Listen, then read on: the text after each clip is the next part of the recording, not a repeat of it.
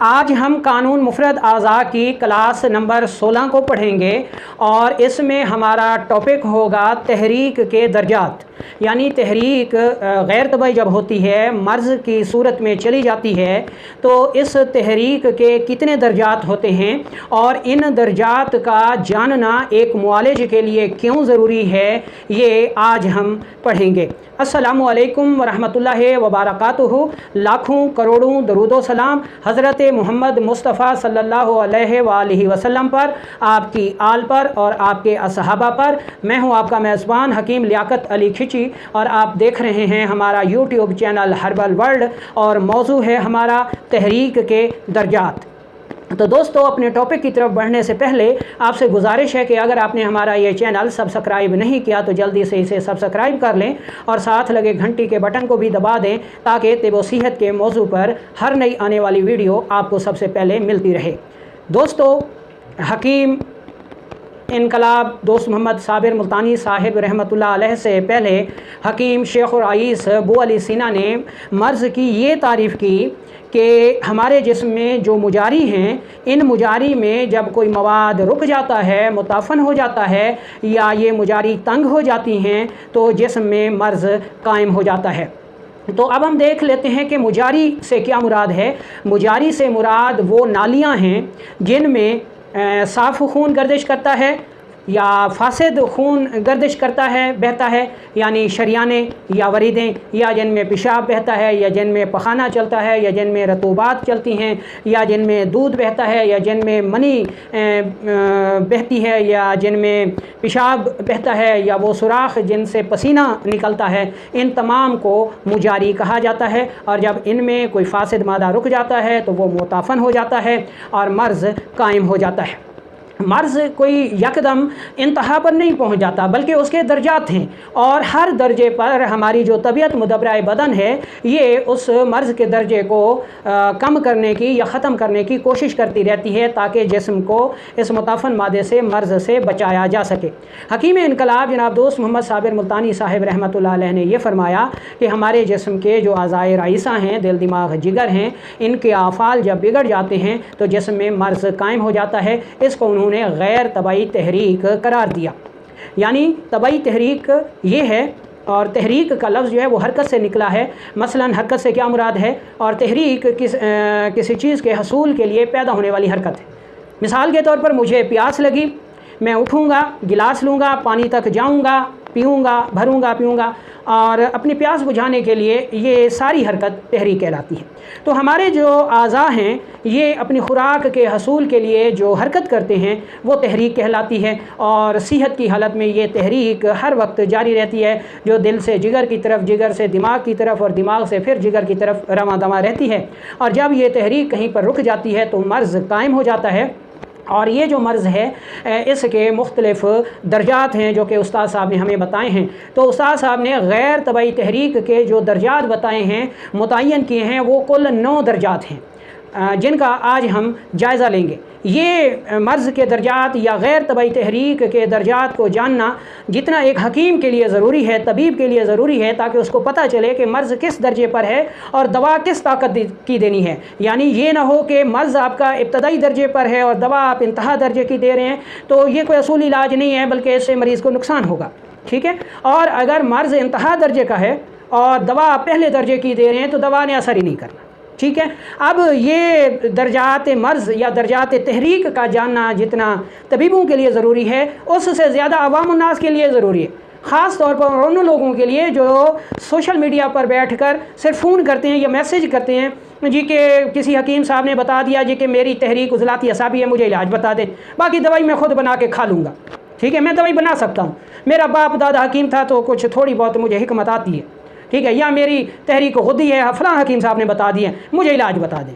तो मेरे भाई, तहरीक के 9 दर्जात हैं, यानी मर्ज़ के 9 दर्जात हैं। उज़लाती असाबी, उज़लाती गुद्दी या असाबी गुद्दी, कोई भी तहरीक है तो उसके 9 दर्जात हैं जो आप नहीं बता सकते। ये देखना मुआलिज का काम है कि कौन सा दर्जा है और दवा कौन सी देनी है। तो ये जो टॉपिक है वो आम लोगों के लिए भी बहुत ज़्यादा ज़रूरी है। तो तहरीक के कुल 9 दर्जात उस्ताद साहब ने बताए हैं। कौन कौन से? नंबर 1 पर आता है लज़्ज़त, नंबर 2 पर बेचैनी, नंबर 3 पर हबस, नंबर 4 पर कब्ज़, नंबर 5 पर ख़ारिश, नंबर 6 पर जोश खून, नंबर 7 पर दर्द, नंबर 8 पर सोजिश और नंबर 9 पर वरम। ये तहरीक के दर्जात हैं और अब हम इन दर्जात का तरतीब के साथ जायज़ा लेते हैं। नंबर 1 पर हम पढ़ते हैं लज़्ज़त को। दोस्तों, मर्ज़ की जब इब्तदा होती है तो उस इब्तदा में हमारे मुजारी में, हमारी नालियों में, हमारे अज़ा में बहुत कलील मिकदार में मादा रुकना शुरू हो जाता है। जैसे ही मादा रुकता है तो हमारा दिफाई निज़ाम फ़ौरन हरकत में आ जाता है और वो इसको निकालने की कोशिश करता है कि ये जो फासिद मादा रुक रहा है ये मर्ज़ का सबब बनेगा और जिसको नुकसान देगा, इसलिए इसका अखराज बहुत ज़रूरी है। तो इस पहले मरहले पर तबीयत मुदब्बराए बदन गुदगुदी पैदा करती है और हम ऐसे ख़ारिश करते हैं जिसको मीठी ख़ारिश कहा जाता है और इससे बड़ी लज़्ज़त मिलती है। ये पहला मरहला है जो तबीयत मुदब्बराए बदन फासिद मवाद को ख़ारिज करने की कोशिश करती है। अगर इस मकाम पर फासिद मादा ख़ारिज हो जाए तो जिस्म को सेहत मिल जाती है और तहरीक तबाही हो जाती है। अगर यहाँ पर फासिद मादा ख़ारिज ना हो सके यानी लज़्ज़त से, गुदगुदी से, तो तहरीक दूसरे दर्जे में तब्दील हो जाती है और तहरीक के दूसरे दर्जे को बेचैनी कहा जाता है।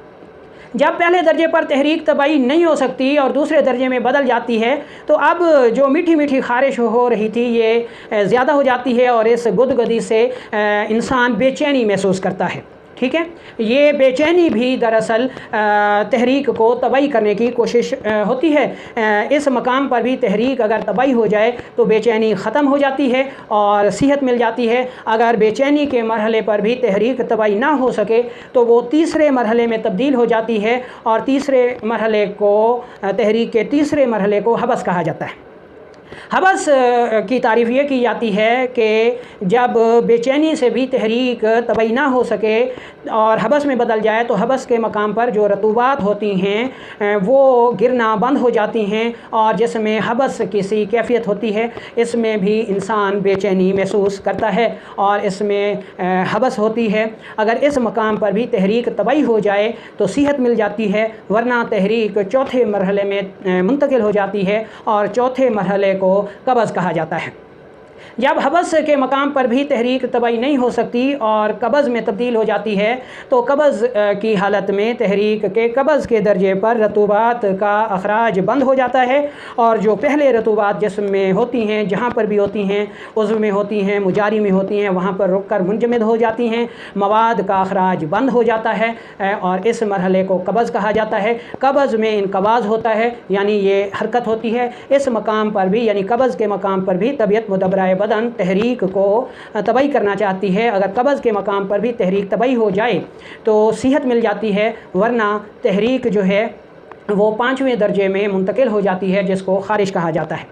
अगर कब्ज़ के मकाम पर भी तहरीक तबाही ना हो सके और 5वें मरहले यानी ख़ारिश में तब्दील हो जाए तो जिस्म के जो अज़ा हैं अंदरूनी तौर पर उनमें ख़ारिश होती है और ख़ारिश भी ये इजहार है कि ख़ारिश से तबीयत मुदब्बराए बदन हरारत पैदा करना चाहती है ताकि हरारत पैदा करके कब्ज़ की वजह से जो मवाद रुका था उसको ख़ारिज किया जा सके। ख़ारिश के मकाम पर भी अगर तबीयत मुदब्बराए बदन कामयाब हो जाए तो सेहत मिल जाती है और अगर तबीयत मुदब्बराए बदन कामयाब ना हो सके तो तहरीक, गैर तबाही तहरीक जो है वो अगले छठे मरहले में जिसको जोश खून कहा जाता है उसमें मुंतकिल हो जाती है।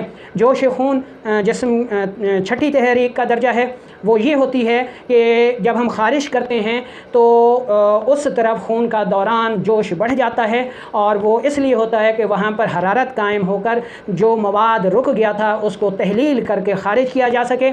अगर जोश खून से भी तहरीक ठीक हो जाए तो सेहत मिल जाती है। अगर जोश खून की वजह से भी तहरीक तबाही ना हो सके तो तहरीक 7वें दर्जे यानी दर्द में तब्दील हो जाती है। दर्द के मकाम पर भी जो है वो बंदिश हो जाती है, खून का दौरान बढ़ जाता है, उज़्व पे दबाव पड़ता है जिसकी वजह से दर्द शुरू हो जाता है। दर्द भी तहरीक को तबाही करने की एक कोशिश है।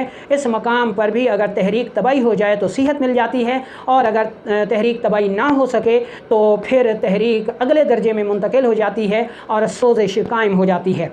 ठीक ठीक है। सोजिश तहरीक का 8वां दर्जा है और इस सोजिश में पिछले सारे तहरीक के दर्जात पाए जाते हैं। सोजिश भी दरअसल इसको इरिटेशन कहते हैं, सोजिश को इरिटेशन कहते हैं और इरिटेशन भी तहरीक को तबाही करने की एक कोशिश होती है। इस मकाम पर भी यानी सोजिश से अगर तहरीक ठीक हो जाए तो सेहत मिल जाती है और अगर तहरीक तबाही ना हो सके तो वो अगले यानी 9वें दर्जे में तब्दील हो जाती है।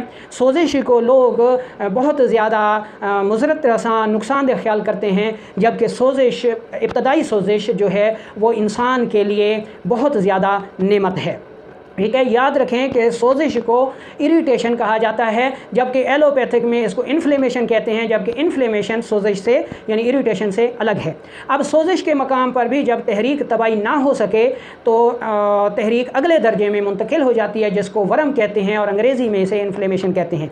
अच्छा, सोजिश के बारे में एक और बात याद रखें कि सोजिश के आगे मज़ीद 5 दर्जे हैं, ठीक है, जिसमें हरारत है, सुर्खी है, रतूबात है, तग़य्युर अफ़ाल है, ये सब सोजिश के हिस्से हैं। ठीक है, ये तहरीक के दर्जे में नहीं आते बल्कि ये सोजिश की इक़साम है।